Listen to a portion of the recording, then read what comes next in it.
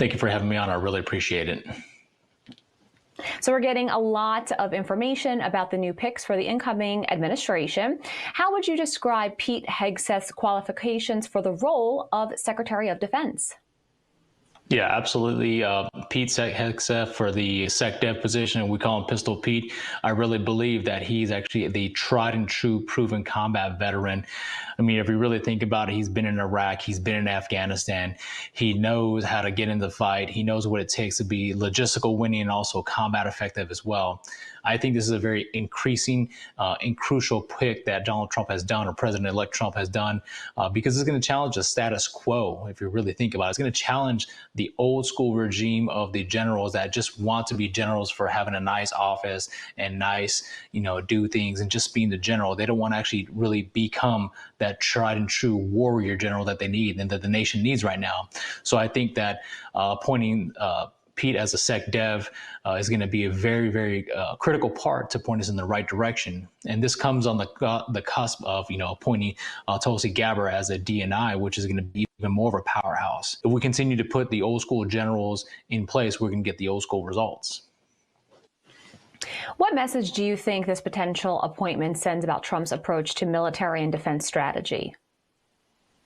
Yeah, the message is very clear, right? America first. This is the first and foremost thing is going to be very true. How can we secure ourselves, our wartime efforts, and also our political interests? More than likely, the message is going to propagates itself not only to the big wars that are going on right now, such as Ukraine and Israel. More than likely, the SecDev is going to say, hey, you guys have to fight on your own battles, on your own terms. We'll be there to support in certain things. When it comes to the conflict in Israel against Hamas and Hezbollah, more than likely it'll probably increase because of the terrorist organizations. But it's all about self-empowerment, and we should be able to stand on our own, given that the United States is one of the economic and also wartime powerhouses. In your opinion, how might Hegseth's tenure, if confirmed, differ from traditional appointments within the Department of Defense? Yeah, right out the gate, extremely different.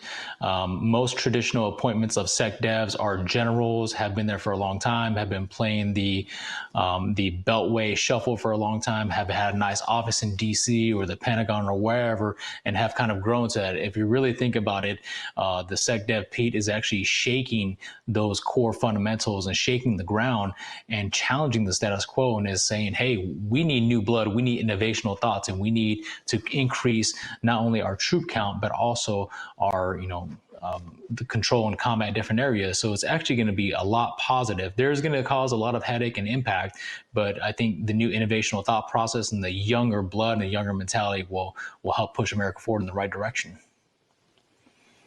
Now, when you look at those recruitment efforts, they're not down. They're certainly trying, but they're not really coming to fruition. We have seen extremely low numbers. Can you talk a little bit about why it's so important to up those numbers, and what do you think a Trump administration might do to make that better?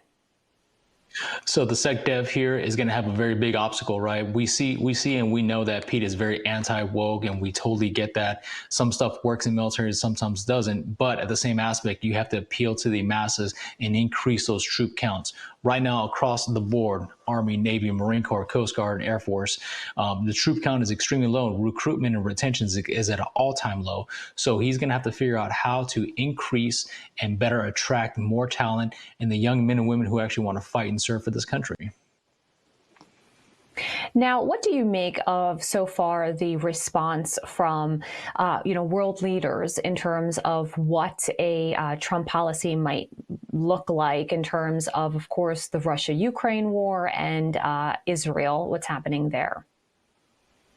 Yeah, Trump is actually sending a really good message, not only appointing this gentleman to the SecDev, but also appointing different facets to bolster up our economy and also bolster up our military. And the message is very clear. If you're a terrorist organization, you're going to get dealt with, right? That's just kind of the way it is. And obviously, the United States is going to show them what time it is. The second part is going to be that we're not going to probably be lured into other war at time efforts. More than likely, the United States will probably pull back from Ukraine, the funding of the Ukraine, and providing those different ancillary supports and empower them to go fight for themselves.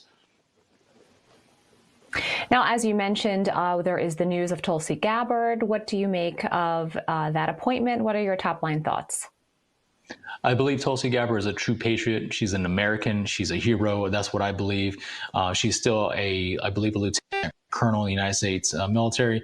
I believe that she's going to lead the National Intelligence Committee, and also being appointed overall director of a National Intelligence Committee in the right direction and where it needs to go, and not handling frivolous stuff and dumb intelligence gatherings. This is going to be very thoughtful, very quantitative and qualitative, and you have the right person in the right seat for that. Now, when looking at the potential pick for Hegseth, we know that he has some conservative stances. How might those influence U.S. military engagements and alliances? So that fact that he has a very conservative and very conservative mindset, it can go one of two ways. It can actually kind of repel certain countries from doing political engagement with us. And then the other aspect is they believe that, hey, America might be coming back to its old traditional roots of more conservatism and anti-wokeism.